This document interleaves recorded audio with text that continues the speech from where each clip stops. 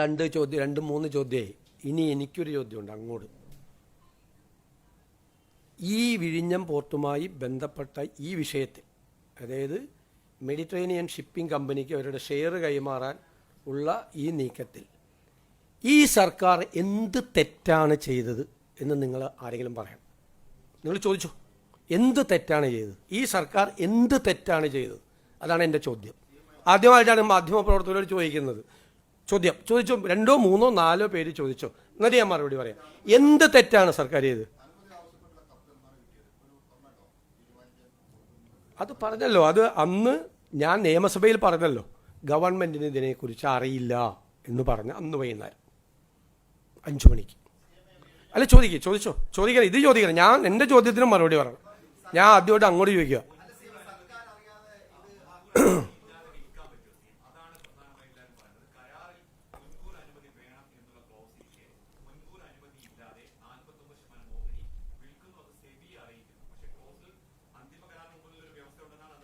അടുത്ത ചോദ്യം ചോദിച്ചു.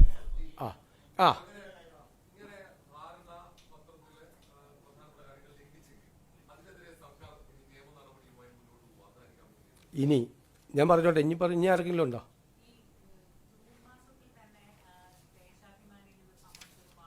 അല്ല, അതൊന്നും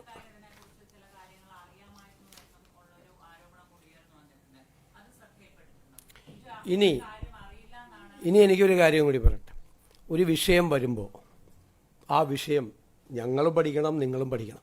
റിപ്പോർട്ട് ചെയ്യുന്നവർ ഒരു 60% മാധ്യമങ്ങൾ റിപ്പോർട്ട് ചെയ്തത് ഓഹരി കൈമാറ്റം നടന്നു എന്നാണ്. പറഞ്ഞു, റിപ്പോർട്ടർമാർ പറഞ്ഞിട്ടുണ്ട്. ഞാൻ കാണിച്ചാൽ എൻ്റെ കയ്യിൽ തെളിവുണ്ട്. ഓഹരി കൈമാറ്റം നടന്നു എന്ന്. ഒരു ഓഹരി കൈമാറ്റവും നടന്നിട്ടില്ല. ഓഹരി കൈമാറ്റം സംബന്ധിച്ച കൃത്യമായ വകുപ്പുകൾ കൺസെഷൻ എഗ്രിമെൻറ്റിലുണ്ട്. ഗവൺമെൻറ്റിൻ്റെ മുൻകൂർ അനുമതി ഇല്ലാതെ, കാരണം ഈ പോർട്ടിൻ്റെ ഓണർ എന്ന് പറയുന്നത് സംസ്ഥാന ഗവൺമെൻറ്റാണ്. അവർ കൺസെഷൻ എഗ്രിമെൻറ്റിൽ ഡെവലപ്മെൻറ്റും ഓപ്പറേഷനും നടത്താൻ വേണ്ടിയിട്ടുള്ള ഒരു പാർട്ടി മാത്രമാണ്. മനസ്സിലാക്കിക്കൊള്ളാം. ഗവൺമെൻറ്റാണ് ഓണർ. ആ അതോറിറ്റി, അതായത് ഗവൺമെൻറ്, സ്റ്റേറ്റ് ഗവൺമെൻറ്, ആ അതോറിറ്റിയുടെ അനുവാദം ഇല്ലാതെ അവിടെ 25% ഒരു ട്രാൻസ്ഫറും, അതായത് അവരുടെ ഷെയർ ട്രാൻസ്ഫർ ചെയ്യാൻ പാടില്ല. അതായത് കൺസെഷൻ എഗ്രിമെൻറ്റിലെ 5.3.1 വളരെ ക്ലിയറാണ്. Prior approval of the government. ഞങ്ങൾ ഈ നിയമസഭയിൽ ആ നിയമസഭ കൂടി അന്ന് വാർത്ത വരുമ്പോഴാണ് അറിയുന്നത്. അപ്പം ഞാൻ അറിഞ്ഞില്ല എന്ന് പറഞ്ഞത് വെറുതെയാണെന്നാണ് പറഞ്ഞത്. എനിക്കറിയാമെങ്കിൽ ഞാൻ പറയും എനിക്കറിയാം, പക്ഷേ അവരുടെ ലെറ്റർ വന്നിട്ടില്ല എന്ന് നിയമസഭയിൽ പറഞ്ഞാൽ പോലെ. എനിക്കറിയാം ഇവരിങ്ങനെ നടപടി നടക്കുന്നത്, എനിക്കറിയാം. പക്ഷേ അവർ മുൻകൂർ അപ്രൂവലിന് വേണ്ടിയിട്ട് ഗവൺമെൻറ്റിന് കത്ത് തന്നിട്ടില്ല. കത്ത് വരുമ്പോൾ ഞങ്ങൾ പരിശോധിക്കുമെന്ന് പറഞ്ഞാൽ പോരെ. ഞാൻ പറഞ്ഞു ഞങ്ങൾക്ക് അറിയില്ല, കാരണം ഞങ്ങൾ വന്നിട്ട് എത്ര ദിവസമായി? ഞങ്ങൾ വന്നിട്ട് കുറച്ച് ദിവസമായി.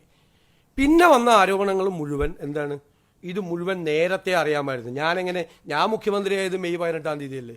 ഞാനെങ്ങനെ നേരത്തെ അറിയുന്നത്?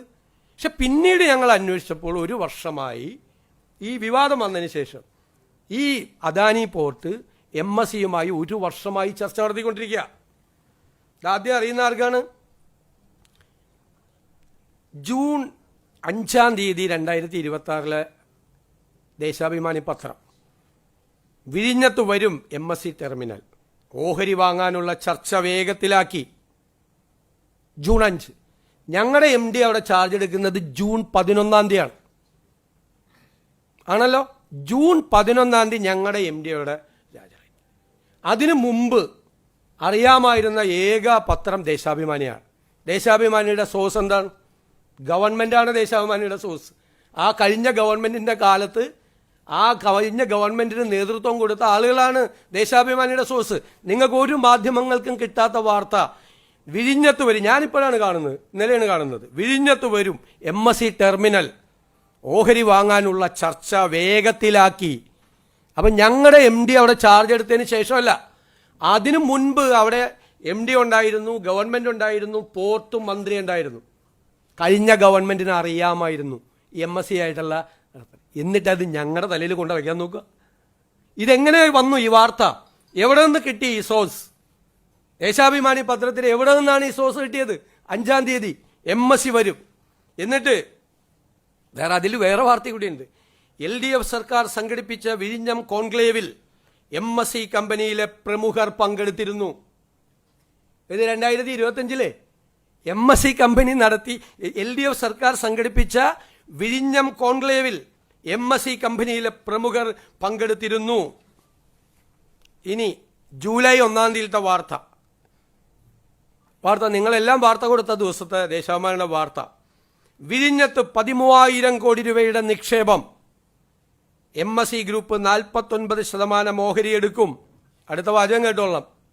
LDF സർക്കാരിന്റെ ദീർഘവീക്ഷണത്തിന്റെ വിജയമാണ് വിദേശ നിക്ഷേപം. സതീശന്റെ ഒരൊറ്റ ചോദ്യം, ഇപ്പൊ കേരളത്തിലെ അവസ്ഥ എന്താന്ന് ചോദിച്ചാൽ, സതീശൻ എന്ന് പറയുന്ന കേരളത്തിന്റെ മുഖ്യമന്ത്രിയുടെ കഴിവ്, അയാളുടെ പൊട്ടൻഷ്യൽ, അതിനെ മറികടക്കാൻ കേൾപ്പുള്ള ഒരു പ്രതിപക്ഷത്തിരിക്കുന്ന ഒരു നേതാവില്ല എന്ന് മാത്രമല്ല കേരളത്തിലെ ഒരു മാപ്രയുമില്ല. ഇപ്പൊ എന്താ ഇവർ ചെയ്തുകൊണ്ടിരിക്കുന്നത്? ഇപ്പൊ ഇത് ഞാൻ കഴിഞ്ഞ ദിവസം നിങ്ങളോട് പറഞ്ഞതാ. ഈ വിഴിഞ്ഞവുമായി ബന്ധപ്പെട്ട് സതീശന്റെ ഒരൊറ്റ ചോദ്യത്തിന് മറുപടി ചോദിച്ചു. അപ്പൊ സതീശൻ ചോദിച്ച ആ ചോദ്യം നിങ്ങൾ ആ വീഡിയോ കണ്ടല്ലോ. ഞാൻ ഇത്രയും ദൈർഘ്യമേറിയ ഒരു വീഡിയോ ക്ലിപ്പ് നിങ്ങളുടെ മുന്നിൽ പ്ലേ ചെയ്യിപ്പിച്ചത് വളരെ കൃത്യമായിട്ട് കേരളത്തിലെ മാധ്യമങ്ങള്, മാധ്യമങ്ങൾ എന്ന് വിളിക്കാൻ പറ്റില്ല, വേശ്യ മാപ്രകള് വളരെ കൃത്യമായിട്ട് പച്ച നുണ വാർത്തയാക്കി വിടുന്നുണ്ട്. എന്നിട്ട് ആദ്യം ഒരു പച്ച നുണ വാർത്തയാക്കും. അതിലൊരു പെട്ട ഒരു വാർത്തയാണ് ഈ വിഴിഞ്ഞം ഓഹരി കൈമാറ്റം നടന്നു, 13,000 കോടി രൂപയുടെ ഷെയർ വിൽപ്പന നടത്തി എന്നുള്ള വാർത്ത. മനസ്സിലായില്ലേ? അങ്ങനെ നടന്നോ? യഥാർത്ഥത്തിൽ അങ്ങനെ ഓഹരി കൈമാറ്റം നടത്തിയോ? MSC എന്ന് പറയുന്ന മെഡിറ്ററേനിയൻ ഷിപ്പിംഗ് കമ്പനി 13,000 കോടി രൂപ ഇൻവെസ്റ്റ് ചെയ്തോ? ഇല്ല. യഥാർത്ഥത്തില് ഈ അദാനി പോർട്ടും MSCയുമായിട്ട് ചർച്ചകൾ നടന്നിട്ടുണ്ട്. ഈ ചർച്ചകൾ എപ്പോ നടന്നിട്ടുണ്ട്? 2025 മുതൽ നടന്നിട്ടുണ്ട്. അതാണ് ദേശാഭിമാനിക്ക് ഇത്രയും കാര്യങ്ങൾ കൃത്യമായിട്ട് അറിയുന്നത്. ദേശാഭിമാനിയുടെ സോഴ്സ് എന്ന് പറയുന്നത് പിണറായി വിജയനും പിണറായി വിജയന്റെ തീട്ടം നക്കുന്ന അടിമകളുമാണ്. ആ അടിമകൾ തീട്ടം നക്കുന്നു, ആ തീട്ടം തന്നെ ദേശാഭിമാനിക്ക് കൊടുക്കുന്നു, കൈരളിക്കാരന് കൊടുക്കുന്നു. ഇതാണ് യാഥാർത്ഥ്യം എന്ന് പറയുന്നത്. അപ്പോ പച്ച നുണ കേരളത്തിലെ മാപ്രകൾ ആദ്യം വിളിച്ചു പറയും. അപ്പോ ഈ പച്ച നുണ വിളിച്ചു പറയുമ്പോ അതിനുശേഷം കേരളത്തിലെ മുഖ്യമന്ത്രിയോ മന്ത്രിമാരോ സർക്കാരോ ആരെങ്കിലും ഒരാള് വാർത്താ സമ്മേളനം നടത്തും, അല്ലെങ്കിൽ മാധ്യമങ്ങളെ കാണും. അപ്പൊ അതിൽ ഇതിന്റെ യാഥാർത്ഥ്യം എന്താണെന്ന് പറയും. അപ്പൊ ഉടനടി പിന്നെ അടുത്ത വാർത്ത എന്താ? ഗവൺമെന്റ് യു-ടേൺ അടിച്ചു, സതീശൻ യു-ടേൺ അടിച്ചു. ഈ യു-ടേൺ അടിക്കണമെങ്കിൽ ആദ്യം ഒരു ടേൺ ഉണ്ടായിട്ടുണ്ടോ? ടേൺ ഉണ്ടായിട്ടില്ല. അപ്പോ യഥാർത്ഥത്തിൽ UDF ഗവൺമെന്റിനെ, VD സതീശനെ അയാളെ പ്രതിരോധത്തിലാക്കാൻ ഇവരുടെ കയ്യിൽ ഒരു വസ്തു ഇല്ല കേട്ടോ. അയാള് വളരെ കൃത്യമായി ഷാർപ്പായിട്ടുള്ള പ്രവർത്തനങ്ങളുമായിട്ട് മുന്നോട്ട് പോയിക്കൊണ്ടിരിക്കുക. അപ്പോ അയാളെ പ്രതിരോധത്തിലാക്കാൻ ഒന്നുമില്ലാത്തപ്പോ ആദ്യം ഒരു പച്ച നുണയടിക്കുക. ആ പച്ച നുണ വിളിച്ചു പറഞ്ഞതിന് ശേഷം മന്ത്രിമാരോ ഗവൺമെന്റിന്റെ ആരെങ്കിലും ഒരാള്, മുഖ്യമന്ത്രിയോ മന്ത്രിമാരോ ആരെങ്കിലും ഒക്കെ യാഥാർത്ഥ്യം വിളിച്ചു പറയുമ്പോ ഇവര് ഞങ്ങൾ പറഞ്ഞത് നുണയാണെന്നല്ല പറയുന്നത്, മറിച്ച് സതീശൻ യു-ടേൺ അടിച്ചു. അങ്ങനെ നിങ്ങളൊരു കാര്യം ആലോചിച്ച് നോക്ക്. കേരളത്തിലെ മാപ്രകള് ഇപ്പൊ ഏറ്റവും ഒരു വലിയ സംഭവം ഞാൻ പറയാം. ഈ പൊളിറ്റിക്സ് ഒക്കെ വിടുക, രാഷ്ട്രീയം വിട, ഗവൺമെന്റ് വിട, കക്ഷി രാഷ്ട്രീയം വിട, പാർട്ടി വിട, ഭരണകക്ഷി വിട, LDF വിട, UDF വിട, CPM വിട, കോൺഗ്രസിനെ വിടാം, മുസ്ലിം ലീഗിനെ വിടാം, എല്ലാരെയും വിടാം. ഇപ്പൊ കഴിഞ്ഞ ദിവസം പത്തനംതിട്ടയിൽ നിന്നൊരു 13-കാരി ഒരു പരാതി കൊടുത്തു. എന്താണ്? പീഡിപ്പിച്ചു എന്നുള്ള വ്യാജ പരാതി. ആ വ്യാജ പരാതി കൊടുത്തതില് കേരളത്തിലെ മാപ്രകൾ എങ്ങനെയാ വാർത്ത കൊടുത്തത്? ഈ പ്രതികൾക്കെതിരെ, ഈ പറയുന്ന പ്രതികൾ എന്ന് പറഞ്ഞ വിദ്യാർത്ഥികൾക്കെതിരെ എന്തൊക്കെയാ വാർത്ത പടച്ചു വിട്ടത്? എന്നിട്ട് പിറ്റേന്ന് ഈ പരാതി വ്യാജമാണെന്ന് അറിഞ്ഞപ്പോ ഇവരാരെങ്കിലും പറഞ്ഞോ ഞങ്ങൾ പറഞ്ഞ വാർത്ത പച്ച നുണയാണെന്ന് പറഞ്ഞോ? ഇനി ഈ വിഷയത്തിൽ മാത്രമല്ല, കേരളത്തിലെ ഒരുപാട് വിഷയങ്ങളിൽ കേരളത്തിലെ മാപ്രകൾ പച്ച നുണ വിളിച്ചു പറഞ്ഞിട്ട് ഞങ്ങൾ പറഞ്ഞത് പച്ച നുണയാണ്, ഞങ്ങൾക്ക് തെറ്റുപറ്റി എന്ന് ഏതെങ്കിലും മാധ്യമം കേരളത്തിൽ വിളിച്ചു പറഞ്ഞോ? ഇത് പറയില്ല എന്ന് മാത്രമല്ല, ഇവര് തരാതരം അപ്പം കാണുന്നവനെ അപ്പ എന്ന് വിളിക്കുന്ന രീതിയിൽ തരാതരം നുണ പറഞ്ഞുകൊണ്ടേയിരിക്കുക അല്ലേ? സാധാരണഗതിയില് ഈ വാർത്താ മാധ്യമങ്ങൾ എന്നൊക്കെ പറഞ്ഞാൽ എന്താണ്?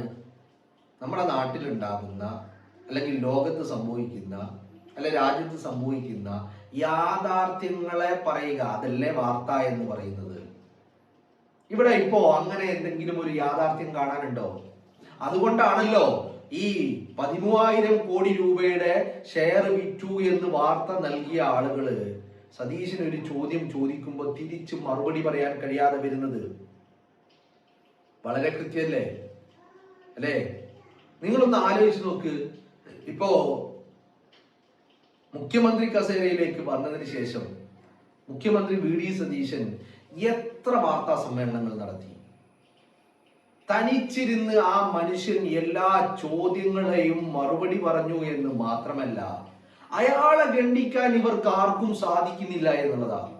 അത് വാർത്താ സമ്മേളനത്തിലാണെങ്കിലും ശരി, ഇനി സഭക്കകത്ത് സാക്ഷാൽ പിണറായി വിജയൻ അപ്പുറത്തിരിക്കുന്നുണ്ടല്ലോ. അപ്പൊ പിണറായി വിജയൻ വാ മൂടിക്കെട്ടിയിരുന്നിട്ട് ബാലഗോപാലൻ ഇപ്പുറത്ത് നിന്നിട്ട് പറഞ്ഞു കേട്ടില്ലേ, ഇയാള് എന്താ അണ്ണാക്കില് പിരിവെട്ടിയ പോലെ ഇരിക്കുന്ന, എഴുന്നേറ്റ് നിന്ന് സംസാരിക്കണോ എന്ന പിണറായി വിജയനോട് കഴിഞ്ഞ 5 വർഷം പിണറായി വിജയന്റെ തീട്ടം നക്കി നടന്ന ബാലഗോപാലൻ പറഞ്ഞില്ലേ? എന്തേ പിണറായി വിജയൻ ഇങ്ങനെ വാമൂടി കെട്ടിയിരിക്കേണ്ടി വരുന്നത്? എന്തേ? കാരണം വളരെ കൃത്യമാണ്. സതീശനെ മറികടക്കാൻ ഇവരെ കൊണ്ട് സാധിക്കുന്നില്ല എന്നുള്ളതാ. മറികടക്കാൻ പോയിട്ട് സതീശനെ പ്രതിരോധത്തിലാക്കാൻ പോലും സാധിക്കുന്നില്ല. ഇപ്പൊ നിങ്ങളൊന്ന് ആലോചിച്ച് നോക്ക്. ഇപ്പൊ ഇന്നത്തെ വാർത്താ സമ്മേളനം, ഈ കഴിഞ്ഞ ദിവസം ഇവര് പടച്ചു വിട്ട എല്ലാ നുണകളെയും പൊളിച്ചെടുക്കിയില്ലേ? എന്നിട്ട് 1000 ചോദ്യങ്ങൾക്ക് ഇന്ന് സതീശൻ വാർത്താ സമ്മേളനത്തിൽ മറുപടി പറഞ്ഞിട്ടുണ്ട് അല്ലെ? ആ 1000 ചോദ്യങ്ങൾക്ക് മറുപടി പറഞ്ഞ സതീശൻ തിരിച്ചൊരു ചോദ്യം. ഇപ്പൊ നിങ്ങളൊന്ന് ആലോചിച്ച്, അവിടെ സതീശൻ ഒറ്റക്കായിരിക്കുന്നേ. മുമ്പിൽ എത്ര മാധ്യമങ്ങളുണ്ട്, എത്ര ഈ മാപ്രകളുണ്ട്. സോറി, മാധ്യമങ്ങൾ എന്ന് പറയാൻ പറ്റില്ല, എത്ര മാപ്രകളുണ്ട്. ആർക്കെങ്കിലും ഒരാൾക്ക് സതീശൻ ചോദിച്ച ചോദ്യത്തിന് മറുപടി പറയാനായോ? ആയോ? അപ്പൊ എന്തുകൊണ്ടത് സാധിക്കാതെ വരുന്നത്? കൃത്യമായിട്ട് ഞാൻ പറഞ്ഞില്ലേ, സതീശൻ ഇതിനു വേണ്ടി പ്രിപ്പയർ ചെയ്തത് കഴിഞ്ഞ 5 വർഷക്കാലം അല്ലടോ. അയാൾ കഴിഞ്ഞ 25 വർഷക്കാലമായിട്ട് കേരളത്തിലെ ഓരോ സംഭവ വികാസങ്ങളെ കുറിച്ചും ഓരോ ഗവൺമെന്റിന്റെയും ആട്ടത്തെയും അനക്കത്തെയും കുറിച്ച് വ്യക്തമായ ധാരണ വി.ഡി. സതീശൻ എന്ന് പറയുന്ന കേരളത്തിന്റെ മുഖ്യമന്ത്രിക്ക് ഉണ്ട് എന്നുള്ളതാ. മനസ്സിലാക്കണം നിങ്ങള്. അപ്പോ കേരളത്തിലെ മാപ്രകൾക്ക് അജണ്ടകളുണ്ട്. ഈ അജണ്ടകൾ ഉള്ളത് കൊണ്ടാണ് ഇവര് ആദ്യം ഒരു നുണ പടച്ചു വിടുക, എന്നിട്ട് ഇതിന്റെ യാഥാർത്ഥ്യം പുറത്തേക്ക് വരുമ്പോ സതീശൻ യൂട്ടേൺ അടിച്ചു.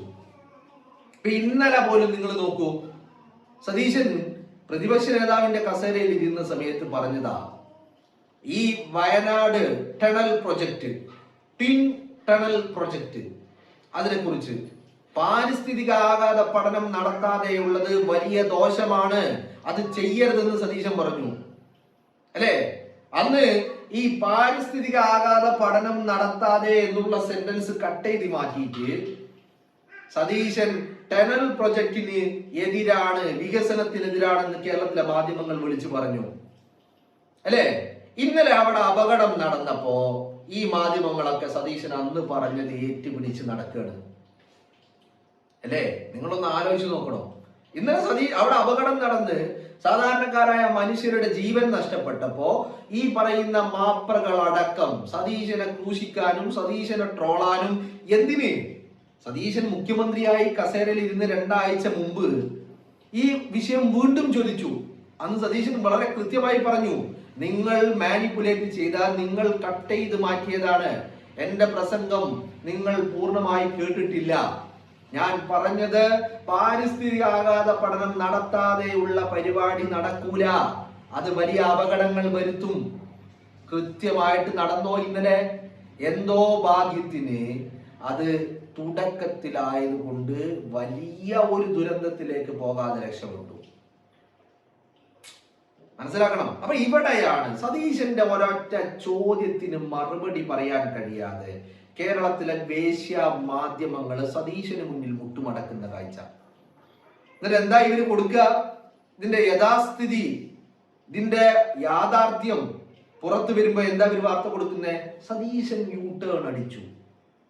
നോക്കണം നിങ്ങള്.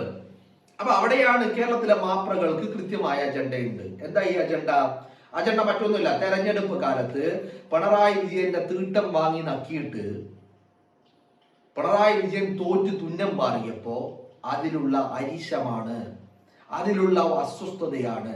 ആ അസ്വസ്ഥത ഇവരെ നയിക്കുന്നത് എങ്ങോട്ടാണ്? കേരളത്തിന്റെ പൊതുസമൂഹത്തോട് പച്ച നുണ വിളിച്ച് പറയാൻ വേണ്ടി ഇവരെ പ്രേരിപ്പിച്ചു കൊണ്ടിരിക്കുകയാണ്.